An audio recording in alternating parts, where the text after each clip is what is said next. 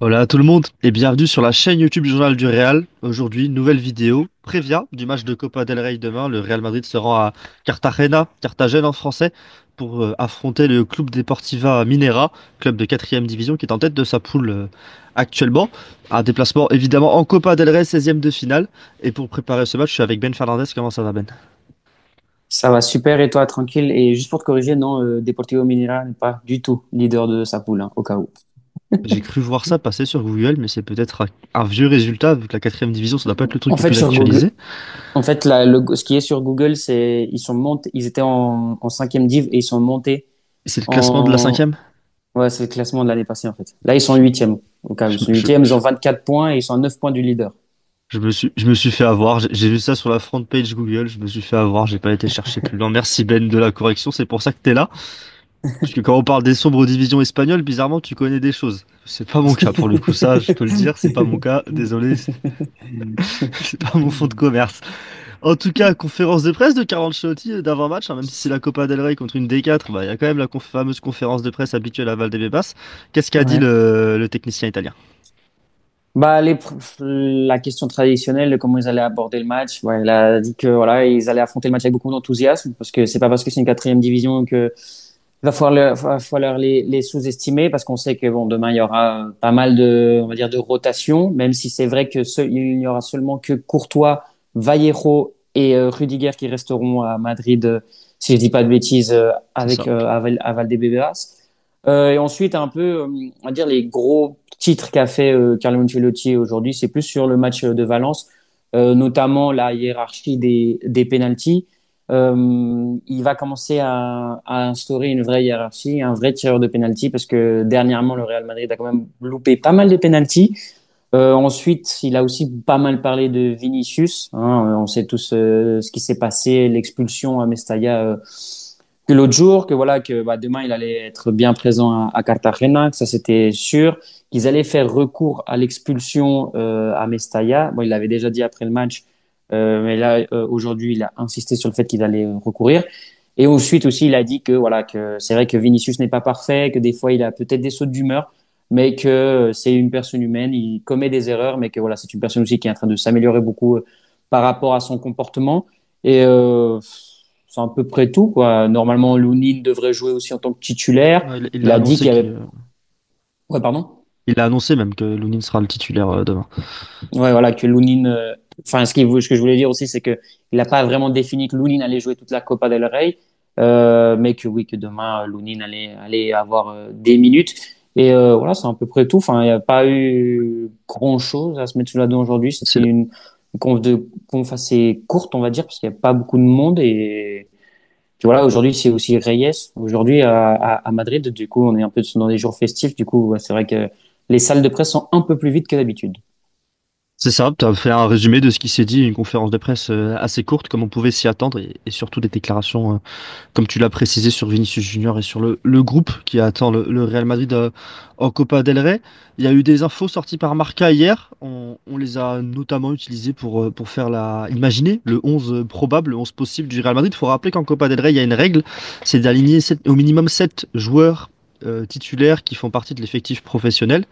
Et donc, basé sur cela et sur ce qu'a pu sortir Marca et également sur les jeunes qui étaient présents lors des derniers entraînements de l'équipe première, qui sont, si je dis pas de bêtises, je vais faire la liste, tu me corriges si je me trompe, Gonzalo Garcia, Chema, Loren Aguado, Diego Aguado, Victor Munoz, David Jiménez, qui sont censés être dans la liste pour le match de demain à Cartagena. J'ai oublié personne. Valdepeñas, tu l'as dit, non? J'ai pas dit Valdepeñas. Mais je crois qu'à ce qui paraît, c'est Valdepeñas qui sera là, parce que c'est vrai qu'aujourd'hui, il y a eu beaucoup, bah, comme on l'a dit, non, que, au final, Carlo Ancelotti va faire tourner pas mal l'effectif, qu'il a donné sa chance à des jeunes du Castilla, voire même du Juvenila. Et en principe, selon les informations qui sont sorties ces derniers jours, bah oui, Gonzalo Garcia devrait être titulaire et Lorenzo Aguado aussi. Hendrick devrait l'être aussi. Et aussi Raúl Asensio, selon mes informations, devrait être aussi normalement titulaire demain, vu que c'est une quatrième division et que en fait, la plupart de ces joueurs jouent en troisième division. Donc, ce qui en vrai reste une catégorie au-dessus euh, du Deportivo Minera. Mais comme après, on l'a dit, la Coupe du Roi, c'est un peu comme la coupe de France chez vous. Les résultats, des fois, peuvent être imprévisibles. On ne sait jamais C'est souvent arrivé qu'une N2 sorte une Ligue 2, une Ligue 1. Et bah, d'ailleurs, il y a eu quelques surprises déjà. D'ailleurs, faut le souligner. Deportivo Minera, ils ont quand même éliminé Alaves au penalty, qui est une équipe de première division. Donc voilà, faudra pas sous-estimer cette équipe. Mais après, je pense que ces jeunes aussi, ils ont l'opportunité de bah, déjà de faire leur début officiel avec le Real Madrid. Du coup, ils sont très excités par rapport à ça.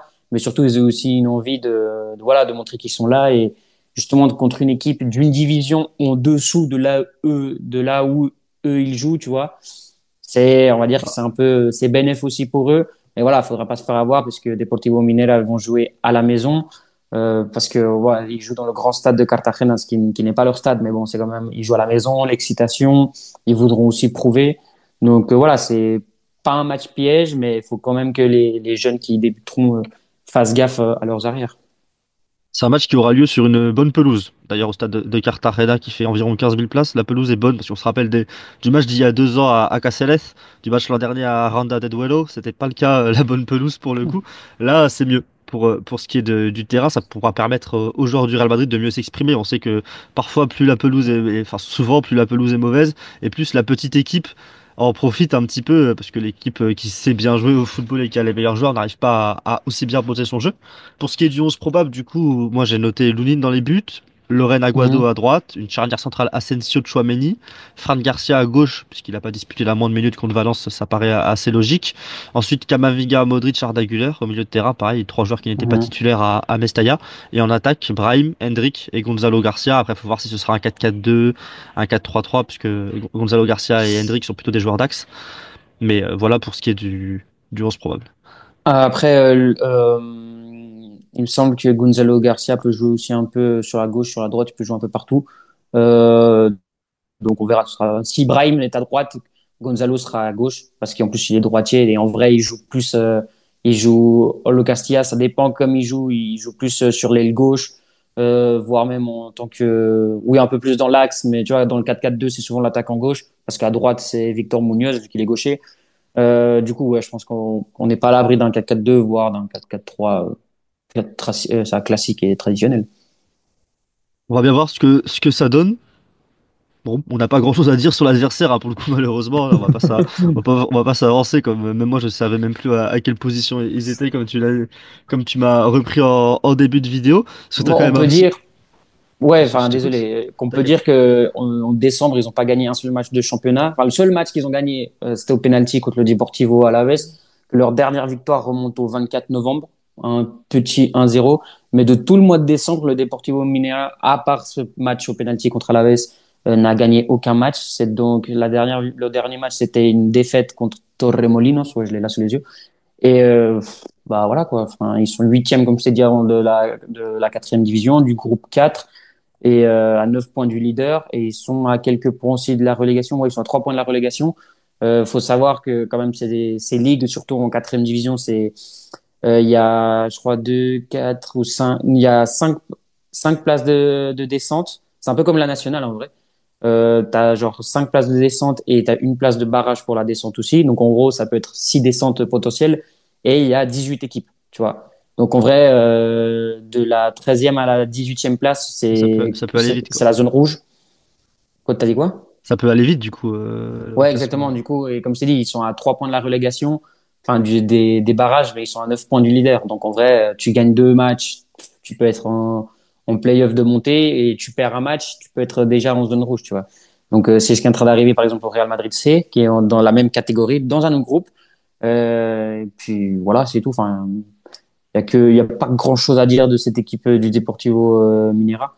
Ils ont pas beaucoup marqué de buts. En 17 matchs, ils ont marqué 17 buts. Ils en ont encaissé 17. Donc, ça fait une différence parfaite de zéro au goal average. C'est Voilà, beau. c'est un but par match, un but encaissé. Il y a pas grand-chose à dire en Vraiment, vrai sur cette, vraiment. Il il y a faut pas pas d'effort pour qu'on ait quelque grand-chose. chose à tirer. Ouais, Ouais, je te jure, il y a pas grand-chose ah, à bah, dire. c'est Après, normal, hein. peut-être les meilleurs buteurs. Les deux meilleurs buteurs de l'équipe ont 4 buts, c'est Pipo et Perdomo. Mais voilà, On tous verra les deux si, avec 4 buts. on verra s'ils plantent demain. On se rappelle que le Real avait mangé 4-0 contre Alcorcon à l'époque en Copa del Rey. Et que le Real a quand même Ouais, c'était hier. un petit historique de ne pas non plus être l'équipe la plus sûre en Copa del Rey. Moi, je me rappelle il y a 2 ans contre Cacereño à Caceres, c'était un victoire 1-0 avec un but à la 83e, un truc comme ça, quoi. Dans un match où la Real avait franchement pas montré une grande supériorité. Après, la pelouse n'aidait pas, mais bon. L'an dernier, c'était un petit peu plus simple à Renda de Duelo. On le souhaite aussi que ce soit plus simple pour le Real Madrid, puisqu'ensuite il y aura le voyage en Arabie Saoudite pour la Super Coupe. Merci Mhm. à toi, Ben, pour cette petite prévia. Et puis on se Merci, retrouve sur la nickel. chaîne YouTube du Journal du Real pour débriefer demain soir la rencontre face au Deportiva Minera. Et sinon, on se retrouve bien sûr dans tous les cas tous les jours pour des vidéos sur la chaîne YouTube du Journal du Real. Pensez à liker, commenter, vous abonner et on se retrouve très bientôt. Ciao!